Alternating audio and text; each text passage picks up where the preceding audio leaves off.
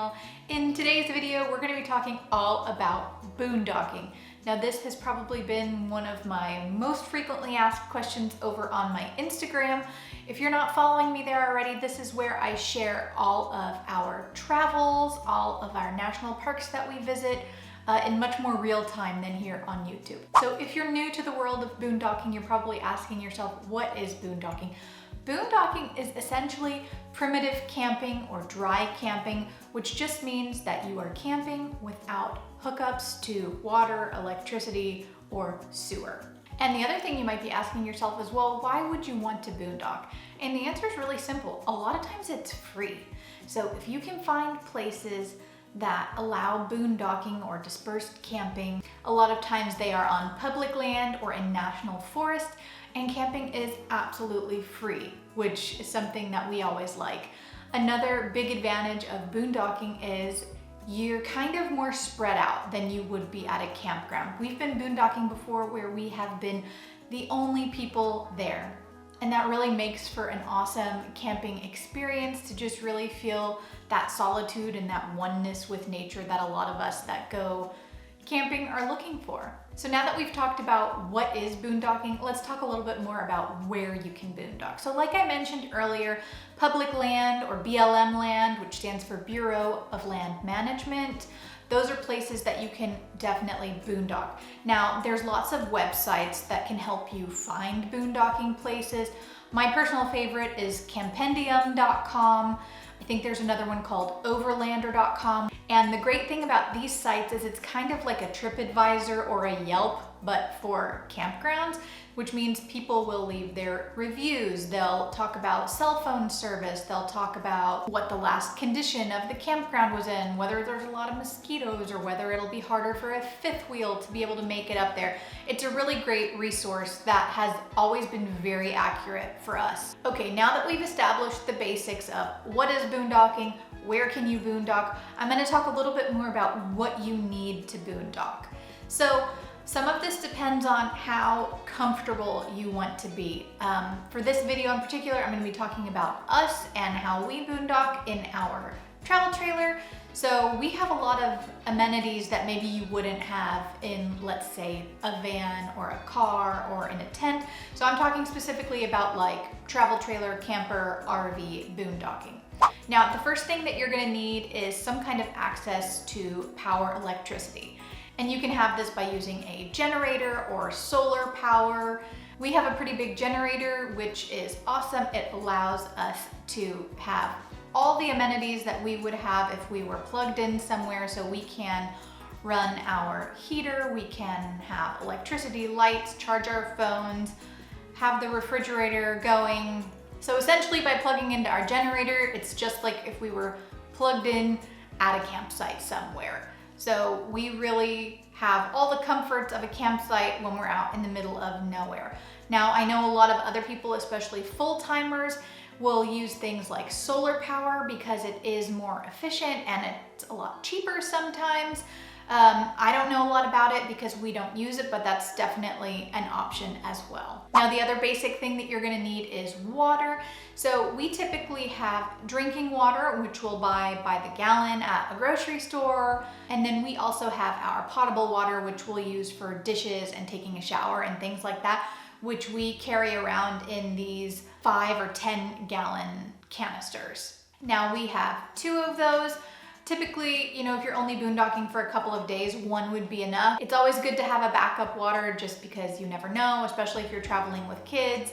You might need to be taking a couple extra showers or being able to rinse them off more frequently. And the next thing that you're going to need is gas. So you need gas to power your generator. So we typically have a couple of gas cans with us. It's always good to have gas cans with you when you are camping. Even if you're running low on fuel, you know, you just always would have a backup, which I definitely recommend if you're gonna go boondocking. On that same note, you're gonna wanna have propane for your refrigerator and for hot water and things like that. So we typically have 2 propane tanks that we carry with us at all times. Now, they will usually last quite a long time unless you're running your heater nonstop because it's really cold. The next thing I wanted to tell you guys about is actually something new, and this is not a must-have, but it's definitely very, very convenient, especially if you are a photographer or a videographer.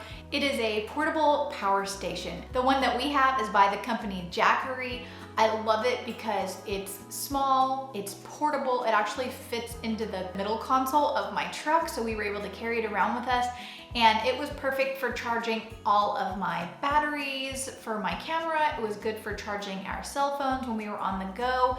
And it made it so that we were able to charge things even when we weren't having the generator running. Because even if you have a generator with you, chances are you're not gonna have it run the whole time, especially if you're in a place where you have neighbors and people camping next to you. You know, you may just out of courtesy not want to have it running the whole time, but we'll get into that later. So these are a lot of the basics that you're gonna need to go boondocking. Now, obviously you're also gonna wanna have things like food and trash bag and utensils and maybe even firewood and a grill.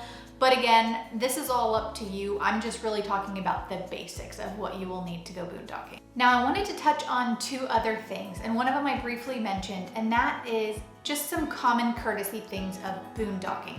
The first thing is, when you go boondocking, typically everybody that is boondocking is there for the same reason, and that's just to have a little bit of privacy, a little bit more space than you would in a campground.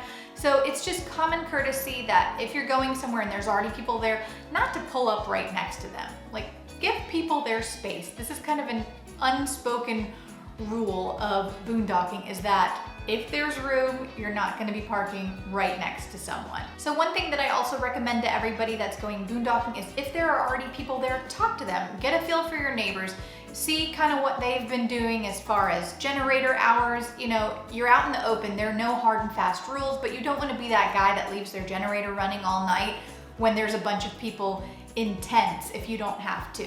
So, you know, you just kind of feel your way around and see what the other people that are already there are doing. We honestly have met some of the greatest people on our travels when we've been out boondocking. It's really fun to meet like-minded people and exchange different tips of places to go and places to boondock or visit.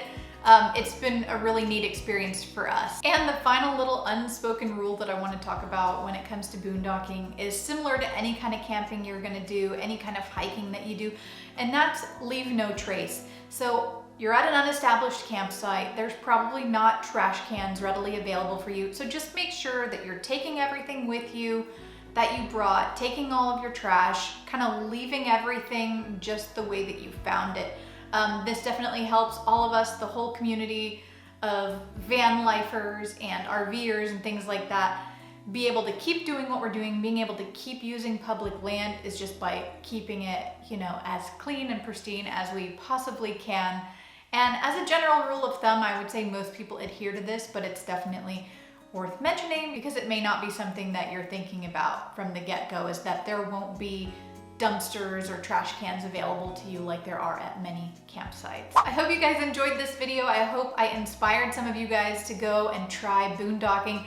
It's really so fun. It's a great way to get to have some of that one-on-one time with nature. Like I said at the beginning, I highly recommend campendium.com to find unique places to go and boondock.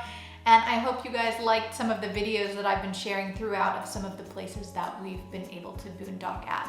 Again, if you have any questions, please leave them in the comments below and click that subscribe button to follow along with all of our adventures. I'll be sharing more tips and tricks from our travels very soon. Talk to you guys soon.